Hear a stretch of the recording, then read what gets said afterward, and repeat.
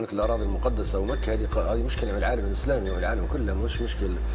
لما يبقى مكة تبقى داخل نظام سياسي، وهذا النظام السياسي حيدخل فيه حروب ومشاكل مع الدول الأخرى وتبدأ قطيعة. هذه أثر الحج، حتى الحاج ما عادش يقدر يمشي لبلد فيه حرب، ولا رئيس الدولة اللي في حالة حرب من الدولة اللي تبع مكة أنه يزورها. هذه مشكلة بروحها. عشان كذا الأمريكان عاملين خريطة جديدة للشرق الأوسط، عاملين فاتيكان اسلامي، يعني الاراضي المقدسه الحجاز هذه بتكون زي الفاتيكان، دوله دينيه بروحها ما لهاش علاقه بالسياسه ولا بالحروب ولا شيء. In the early 70s, OPEC didn't like what we were doing in Israel. Same old story. And so they cut off our oil supplies. So some of you will remember these long lines at the gas stations. And we feared we were going to have another depression like the 1929 depression. And so the U.S. Treasury Department came to me and other economic hitmen and said, listen, you know, we can't allow OPEC to blackmail us anymore.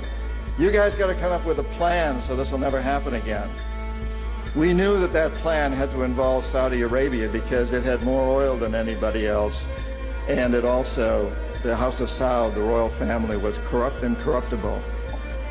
The long version is explained in the book, but the short version of what we did, the deal we finally struck with the House of Saud, was a deal whereby they would return almost all the money they made from selling oil to the United States, invested in U.S. government securities. The U.S. Treasury Department would use the interest from those securities, which over the years has amounted to trillions of dollars, to hire U.S.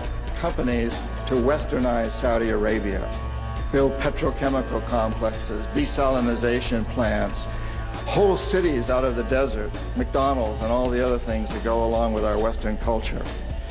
The House of Saud would also agree to keep the price of oil within limits acceptable to the oil companies, possibly not acceptable to you and me, but acceptable to the oil companies. And this is very, very important.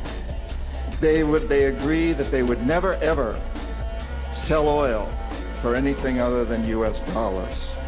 This happened in the early 70s, right after we'd gone off the gold standard because we were bankrupt, because we could not pay off our debts to European countries in gold. Nixon took us off the gold standard, and then we were stuck with a situation as why will لا شوف لولا العرب في الخليج ما جيش امريكا.